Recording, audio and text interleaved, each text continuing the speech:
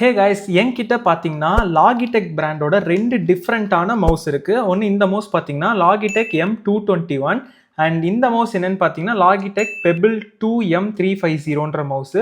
இதோட ப்ரைஸ் பார்த்தீங்க அப்படின்னா கிட்டத்தட்ட 800 பக்கம் வருது. அண்ட் இந்த மவுஸோட ப்ரைஸ் பார்த்தீங்க அப்படின்னா கிட்டத்தட்ட 1500 பக்கம் வருது. அண்ட் இதுக்கு பின்னாடி என்ன டிஃப்ரென்ஸ் இருக்குன்னு பார்த்தீங்கன்னா ஜஸ்ட் இங்கே வந்து ஒரே ஒரு பட்டன் தான் இருக்குது.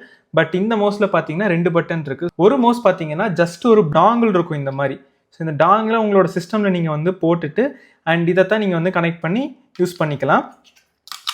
அண்ட் இன்னொரு மவுஸ் எடுத்துக்கிட்டிங்கன்னு வைங்களேன், இதில் வந்து டாங்கிள் போடுறதுக்கான இடம் இருக்கும். லைக் இந்த மாதிரி ஒரு ஓப்பன் பண்ணிக்கலாம்.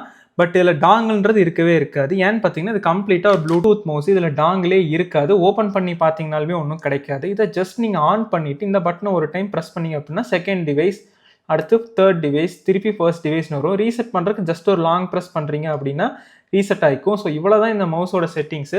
இதை நம்ம கம்ப்ளீட்டாக ப்ளூடூத்தில் யூஸ் பண்ணுறதுனால தான் இந்த மவுஸோட ப்ரைஸ் பார்த்தீங்கன்னா நமக்கு ரொம்ப அதிகமாக வருது. அண்ட் கம்ப்ளீட்டாக வந்து ஒரு டாங்கிள் வச்சு யூஸ் பண்ணுறதுனால இந்த மவுஸோட ப்ரைஸ் வந்து கம்மியாக இருக்குது. ரெண்டோட பர்ச்சேஸ் லிங்க்குமே பார்த்தீங்கன்னா நம்ம சேனல்லையும் இன்ஸ்டா பயோலையுமே இருக்குது. கண்டிப்பாக போய் செக் அவுட் பண்ணி பாருங்கள். இந்த வீடியோ பிடிச்சிருக்குன்னா சப்ஸ்கிரைப் பண்ணி ஃபாலோ பண்ணிக்கோங்க. டாடா பாய்.